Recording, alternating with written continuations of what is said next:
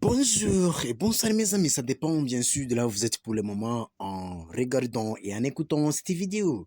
Aujourd'hui, on va regarder un tout petit peu à propos de l'origine négative du discours sur l'Afrique. Est-ce que c'est venu d'où? Pourquoi on dit les Africains ont dit comme ça? Est-ce que c'est venu d'où? Qu'est-ce que les penseurs ont dit à propos de cela? Est-ce que c'est venu des penseurs philosophiques ou bien des autres personnes?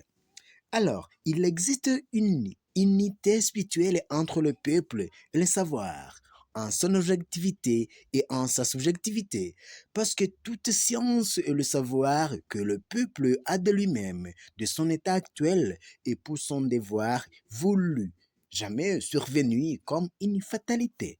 D'instinct, nous réalisons que les premiers savoirs sur l'homme africain ont été construits de l'extérieur pour l'avenir du même extérieur.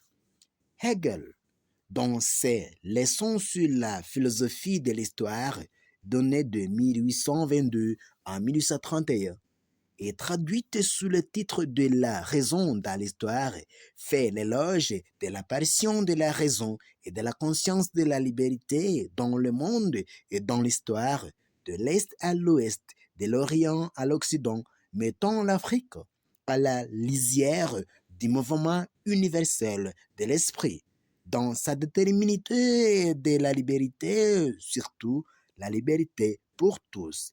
La phénoménologie de l'esprit était notre bouleversement des civilisations, en ce sens que certaines écritures peuvent se retrouver fatalement classées parmi ce que Hegel appelle l'étrangeté de la raison ou moment historique où l'esprit est encore en sommeil. Hegel faisait écho des discours qui devraient légitimer les sentiments de grandeur et de la supériorité de son peuple. Shindy Coulé, dans son œuvre intitulée Négritude, philosophie et modélisation, fait des références au sujet de la propagation d'une Afrique négative. À titre d'illustration, nous lui empruntons quelques extraits pour montrer comment l'Africain était sali n'importe quel côté qu'on pouvait le regarder. Premièrement, du côté ontologique du noir. En 1902, une maison d'édition biblique de Saint-Louis publia un livre à grande diffusion dont le titre à lui seul est révélateur du courant des pensées de cette époque. Le titre disait comme ça: Le noir est-il une bête ou est-il fait à l'image de Dieu? On y relève surtout un chapitre intitulé Preuves bibliques et scientifiques convaincantes que le noir n'appartient pas à la famille humaine. Vers la fin du XIXe siècle, le grand dictionnaire universel Larousse de 1866 à 1880 a publié les représentations que certaines consciences se faisaient dans noir. Citation. C'est en vain que quelques philanthropes ont essayé de prouver que l'espèce nègre est aussi intelligente que l'espèce blanche. Quelques rares exemples ne suffisent point pour prouver l'existence chez eux de grandes facultés intellectuelles. Un fait incontestable et qui domine tous les autres, c'est qu'ils ont le cerveau rétréci, plus léger et moins volumineux que celui de l'espèce blanche. Ces faits suffisent pour prouver la supériorité de l'espèce blanche sur l'espèce noire. Fin de citation. Deuxième chose, du côté de l'évolution du noir, dans l'Encyclopédia Britannica, volume 19 de 1911 à la page 344, il est écrit ceci. Il semble que le noir se place dans l'échelle de l'évolution à un degré inférieur à celui de l'homme et plus proche des anthropoïdes supérieurs. Voltaire, dans son ouvrage intitulé Relations touchant sur mort, édition Molon, tome 7 de Paris de 1963, page 189 jusqu'à 190, écrit. Le noir, c'est un animal. Cet animal s'appelle un homme parce qu'il a le don de la parole, de la mémoire, un peu de ce qu'on appelle raison et une espèce de visage. Fin de citation. Le même auteur, dans Essai sur les mœurs, édition Pomon, 1963, volume 1, page 189 jusqu'à 190, écrit. Les nègres n'ont d'homme que par la stature du corps, avec la faculté de parole et de penser dans un degré très éloigné du nôtre. Fin de citation. Troisième chose, du côté de l'odeur du noir. C'est intéressant. Shindy Coulé se réfère à l'ouvrage de Pellepra intitulé Voyages et travaux des missionnaires de la Compagnie de Jésus et nous rapporte cet autre témoignage. Les nègres ordinaires n'ont pas beaucoup d'esprit et sont fort pensants. Aussi faut-il bien de la patience et bien de travail pour leur apprendre quelque chose. Outre tous ces désavantages, il exhale une odeur infecte et sont si hideux et si mal faits qu'ils causent de l'horreur. Fin de citation. Henri Homme, dans son ouvrage intitulé Esquisse de l'histoire de l'homme, parle de l'odeur forte des Noirs. Nous rencontrons le même dénigrement dans un livre publié en 1771 sous le titre Histoire de la Jamaïque, où l'on déclare les Noirs se distinguent par l'odeur bestiale ou fétide plus ou moins prononcée qu'ils ont tous. Fin de citation. Quatrième chose, du côté de la moralité du noir, dans un document intitulé Géographie de l'Afrique chrétienne, typologie, il est écrit ce qui suit. Je ne sais s'il est en vice que naissent les Africains en général. S'agit-il de cruauté? Ils sont ténément. D'intempérance, ils sont ivrognes. De mensonges, ils sont fourbes. De fraude, ils sont trompeurs. Entre tous, d'avarice, ils sont cupides. De perfides, ils sont de plus perfides. Ignore-t-on que l'Afrique entière a toujours brûlé de feu, de passions impures, ressemblées non à une terre habitée par des hommes, mais à un état vomissant de sales flammes. Ne sait-on pas que la plupart des Africains sont impudiques, à moins qu'ils n'aient été convertis à Dieu, c'est-à-dire réformés par la foi et la religion? Fin de citation. Cinquième chose, du côté de l'intelligence du noir, les auteurs de la mentalité primitive ou archaïque, tels que Thiers, Loé, Mauss, Malnoïsk et Lévi-Breur, nient complètement les traces d'intelligence chez l'homme nègre. Le plus acerbe d'entre eux est le Lévi-Breur. L'Africain nègre ou bantou ne pense pas, ne réfléchit pas, ne raisonne pas. S'il peut s'en dispenser, il a une mémoire prodigieuse.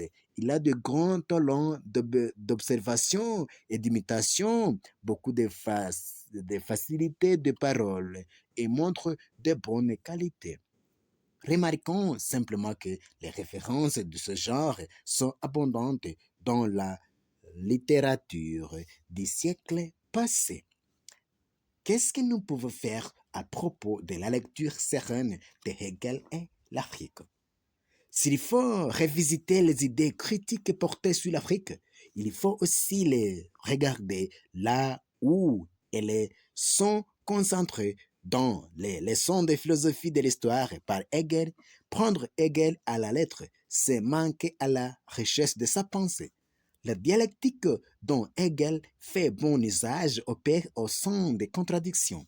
La chose apparaît d'abord dans son immédiateté, immédiateté qui, comme toute autre négativité, est en attente d'être sursumée. La dialectique achemine l'immédiat vers le négatif, souligne le côté négatif de la chose. Souligner le côté négatif de la chose, c'est dévoiler ce qu'il allait dissoudre la chose. La chose s'outrepasse, cela veut dire qu'elle s'expose, se renie et se dépasse. Son dépassement est synonyme de sa conservation et de son enrichissement. Ainsi, lorsque Hegel relève les négativités de l'Afrique, dont l'Afrique est porteuse, comme d'ailleurs c'est le cas pour tout autre être, c'est une façon de la faire paraître à elle-même pour enfant, en l'acheminer vers la fluidité de la raison et vers son auto-dépassement. Par ailleurs, se fier à la lecture habituelle que l'opinion commune se fait de Hegel, c'est penser à tort que la dialectique dont il fait accompagner le réel cristallise le négatif. Chez Hegel, la négation est plutôt la suppression de la finitude de la chose, en sorte que le prochain moment ne sera plus la négativité cristallisée, mais sursumée. Il est alors plus exact de dire que l'immédiat est plutôt un moment nécessaire à partir duquel le devenir a eu lieu. Cela veut dire exactement que la négativité vient initier la positivité donnée dans l'être humain. Par quelle méditation pouvons-nous fonder un discours positif sur l'Afrique, intégrant tous les moments de sa propre civilisation? S'impose la tâche de revenir à l'Afrique, en son être là qui coïncide avec son commencement. Là, nous n'avons plus besoin d'autres méditations, car, comme le dit Hegel, le commencement ne doit être médiatisé par rien et ne doit pas avoir de fondement. Il est lui-même le fondement. Le concept de commencement est plein. Boa Tiemele, dans son article intitulé Convergence de vues entre Cheikh Anta Diop et Nietzsche à propos des origines, l'énonce en termes riches en signification. Le commencement est la première apparition, le point de départ d'un processus ou la raison d'être. Il peut être spatial et cependant transcender l'espace. Il est la première partie d'une chose qui a étendu ou duré. Le commencement sauve le processus de l'inertie et de la mort. C'est ce qui fait être, c'est ce qui fait sortir du néant ou du non-être. Il est alpha et l'oméga. Il conditionne la totalité du devenir et justifie l'avenir. Quel est alors le commencement de l'Afrique capable de fonder son progrès? Chez Hegel, le commencement positif, mais d'un positif toujours guetté par la négativité, c'est l'être et la pensée sur l'être. L'être est donc une raison suffisante pour que le progresser prenne effectivité. Il faut alors projeter ceci. Le premier commencement du discours sur l'Afrique, c'est l'Afrique elle-même, en tant que ce qui est. Au fond, l'Afrique doit guérir son âme et sortir collectivement et définitivement de la faute, du ressentiment de perpétuelle inquiétude et du secret. Important est de savoir que l'âme ne se trouve pas à la fin, mais à l'arrière-fond. Au commencement, il faut revenir en son histoire. L'histoire permet à l'homme de se ressaisir comme mémoire ce qui se ramasse, se retient et se tient. L'histoire ou la mémoire soit le présent. Elle sait ce qui n'est pas là quand tout semble être là, ce qui est présent quand tout semble absent, selon les mots de Dibi Quadio Oxtan, l'Afrique actuelle a besoin de se remettre en réminiscence de son antique histoire et de savoir qu'elle ne vit que du souffle de son histoire et de sa mémoire. L'important est d'apprécier son élan vital qui la pousse irrésistiblement vers les solutions de long terme. La politique de gestion d'une Afrique actuelle est comme une pédagogie dont les moments sont imperceptibles au regard pressé qui ne s'attendait qu'au résultat final des mondes achevés d'une Afrique développée et évaluée sur les autres modèles et puissants des solutions universalisables dans son histoire, patiemment polisant ainsi la pierre pour se construire. À la fin, il sera comme un sculpteur. Il trouva une pierre spéciale. Il la travailla pendant des mois jusqu'à ce qu'il l'ait fini. Alors, ses amis lui dirent qu'il avait créé un chef-d'œuvre.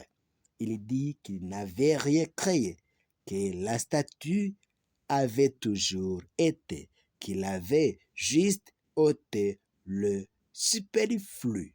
Merci de m'avoir suivi et si vous avez des autres commentaires, c'est mieux de le faire. Et n'oubliez pas surtout de vous abonner et de partager avec les autres ce que vous avez trouvé ici.